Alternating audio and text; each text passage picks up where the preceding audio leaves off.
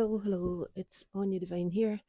I've started already, but Maisie wanted to get out to join me here in the studio in the garden.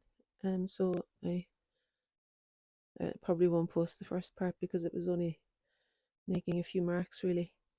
I had decided that I wanted to focus mostly on the flowers, the cyclamen flowers themselves this time. So and I hope it's not too bleached out there that you'll be able to see what I'm doing.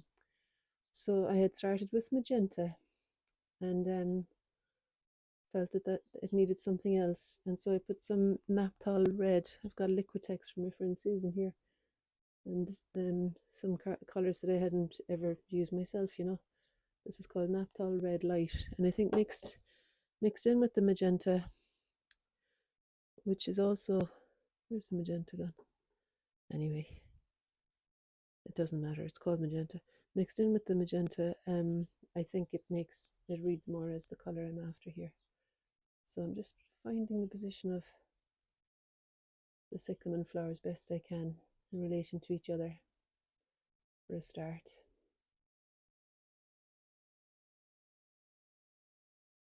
And I liked when I was using my fingers as a framing tool, to kind of look at the shape of the shape of the flowers. I kind of liked the shape of the black background that was cut out in between the flowers. So that's kind of partly what's inspired this. Yeah, so I'm making some fairly crude marks, but I just want to locate the position of flowers in relation to each other. So the bottom of that one on the far left will be about here, and the top of it will sit just above that. So it might come down a little. I might just use another brush rather than the paper towel to carve that out a little bit more. I think it just needs to come down a little bit. And I'm not sure if I will put in the black background or not. I might just, because I quite like shaping things by using the brush like this, yeah, I think that's positioned fairly well. And then this one, the one to the right of that, is the highest of the whole lot, so that might need to lift up a little bit, this one here. It's chilly in the studio now, so I'd say I might not stay here that long, and that's no harm, because it means that I kind of will need to make swift decisions, and I like that in a painting, especially the opening stages. Like I plan to continue this painting tomorrow. Yeah. Partly wondering now, yeah, I think some shifts already need to occur. Some fairly significant things need to happen here. Like, we've got this flower, the lovely curled petal going out that way, and that is to the left of this one here. And I don't want this one off the page, so I'm gonna I think push this flower a little bit to my left.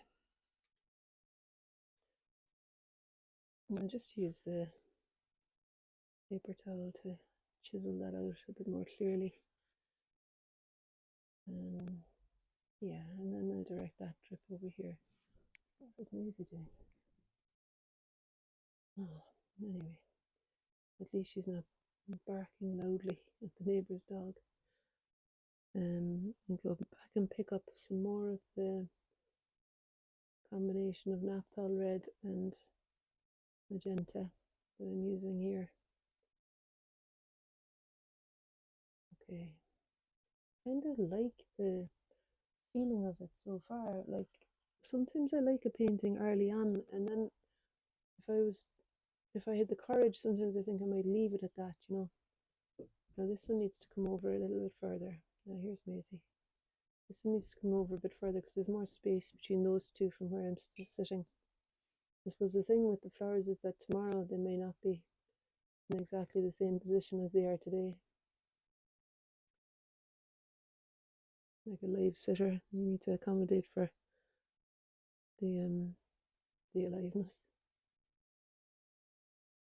and movement of life. It's a lovely thing too, because you feel it as you're painting it, like that quality of aliveness, which is why I've never really warmed to painting fake flowers. Some are fantastic. I mean, they look really amazing. But I think there's something about the living nature of the flowers that pulls me to them. Okay, so I have something to describe the color and shape and position of the flowers. And now I'm going to do the same thing to find, I think I'll go with the leaves next rather than try to do the stems. And I've yet to decide whether I'm going to paint that black background in or not. I've got Payne's grey here. There's something, like maybe I'd have been better putting a white background behind them, but then it would change the brightness of the flowers. I think the white might compete. I'm just going to mix some sap green with, I've got phthalo blue here. Again, it's gifted to me, so I'm just kind of playing about with colours that I don't normally have. This one's from Susan as well. Susan, thanks a million if you're listening. So mixed with the sap green, I think it gives me a kind of a colour that I'm happy will describe some of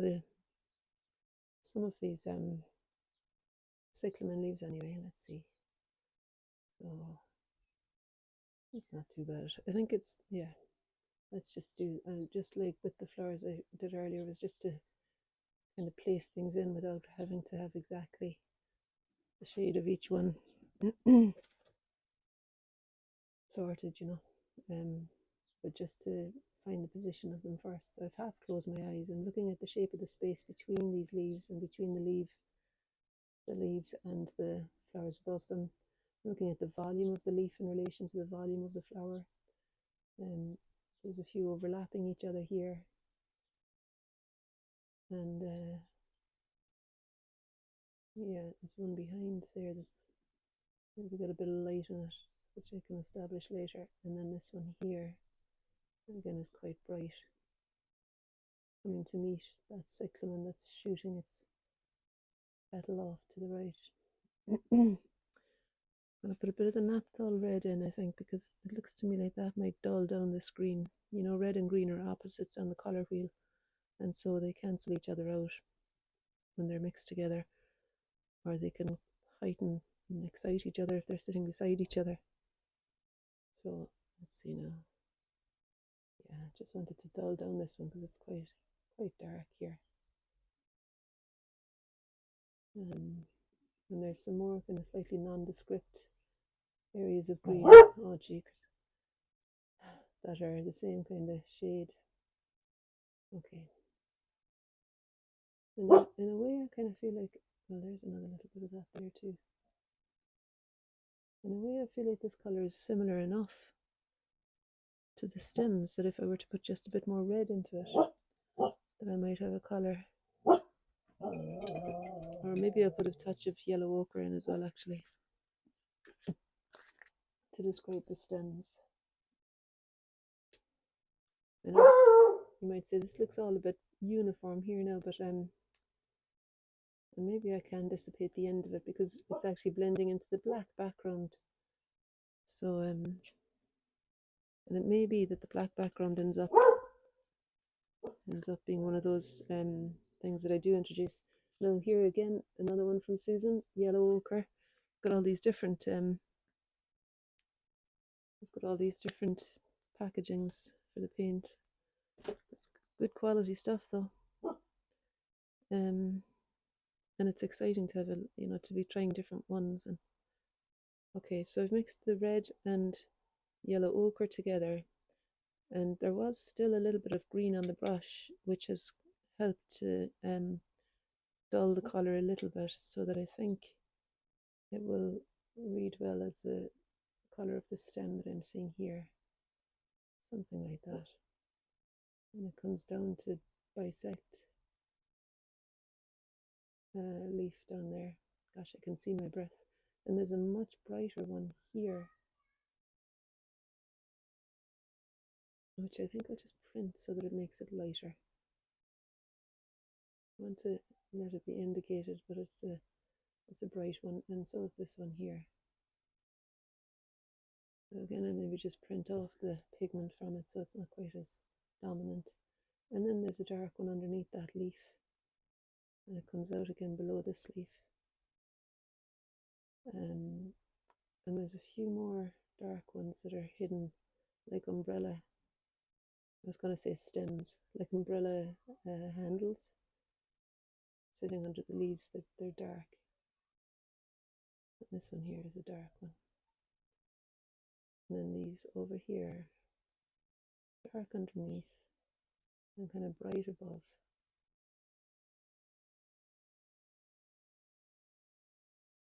And then there's that's got a little drop coming from it now, so I don't want to touch that. But it's got a light stem there, and then it's got one that's had a flower lobbed off it. I don't know if that's helping or hindering, because there's a lovely petal here, so I might just take that out again later. We'll see. But for now, I leave it. And then I want to put a bit more green on for that leaf, because I think it needs to be up a bit higher than I've got it. This one here. Yeah, just maybe about there is where it needs to be. And it's quite light on this side. Okay.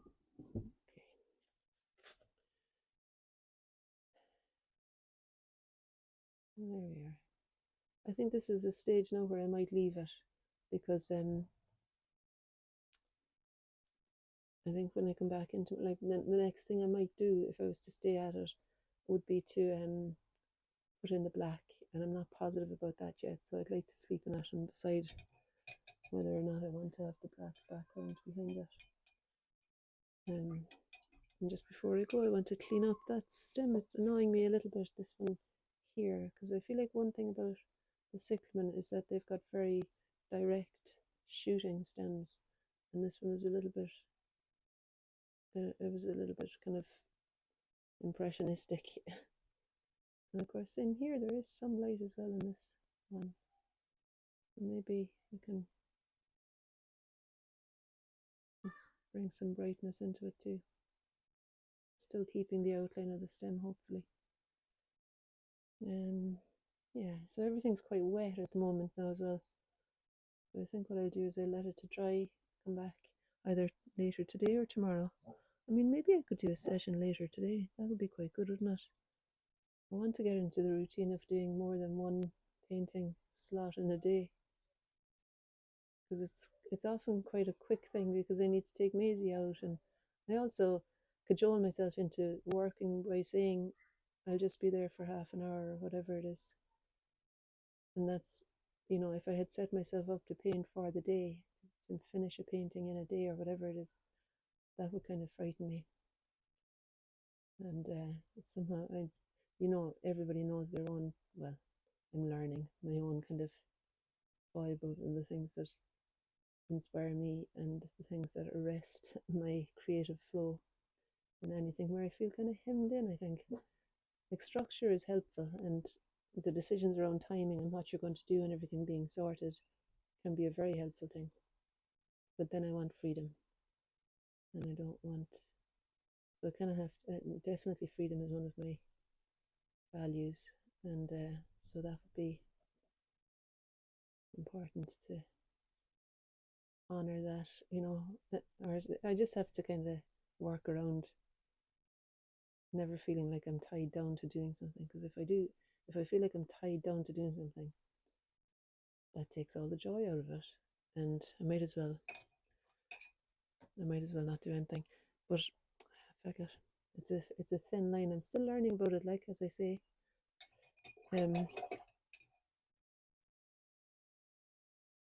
Because I definitely respond well to having a structure in my day, a bit of structure.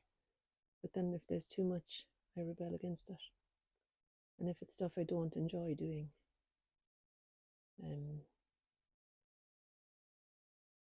no, nothing will,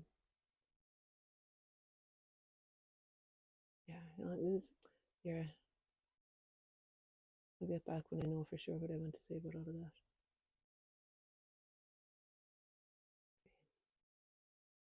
All right. But I think partly I want to come back today because in actual fact I'd say that the flowers themselves would be they could be very different tomorrow. There might be a couple missing or whatever. And actually what I'm going to do is I'll take a photograph of them after I turn off the video, so that even if they do completely, if I don't get back to it today, I can at least work from the photo tomorrow. Okay. Do you know what I need to do is I need to use Lily. Lily's got an old phone, and I want to use it. I want to change my phone to hers because mine has got cracks, very bad cracks now. Between the bad cracks on the screen and my eyesight not being 100%, it's very hard for me to use the phone at all to text or anything. And definitely I wouldn't be wanting to paint from a picture on that phone because it's all obscured by the cracks. So when I take a photo with my iPad, I'd be wanting to put it onto my phone so that I can still use the iPad to record. You get me? So there's a few little jobs there now that have been kind of snowballed into happening. So tonight I'm going to see if I can get Lily to change over my SIM card from my bad phone to her old phone that's much better than my current one. There you have it. Big long explanation there. Right, I think I'm going to leave it now. So what I was doing there was just picking out some of the lights, while the paint is still wet, because this is acrylic paint. I might come back with oil paint tomorrow. And I've ordered some fluorescent or neon oil paint from a good company, so I'm hoping it'll be a good, really bright pigments that will help me, like maybe these, those fluorescent inks that I had, that might help me to satisfy myself that I've got the richness of the flowers. So maybe they'll arrive before the next stint, or maybe I'll come back today and decide and finish that. Anyway, if any of you wanted the photograph of the flowers to work from, let me know and I'll send it to you. I'm just going to take one now. I can't go around there behind the flowers, so I'm going to wobble you over to me and say goodbye. This is a different broken iPad holder I've got here, but it seems to work okay now today. I can't complain about it. And yeah, so I'll share the picture of the flowers if you want. Anyway, have a lovely Sunday. I just realised it's afternoon already. I don't normally look at the time when I get up, but I must have had a bit more of a lie-in than I expected today. So I'll take Maisie out now. She'll be wanting a walk. I want to just bring this a bit closer to you as well, just to show you some of the stems and things aren't really visible from a distance. So that's the story so far. Okay, and thanks very much for joining me here. It's always lovely to know that there's some company out there. All right, bye. Have a lovely Sunday.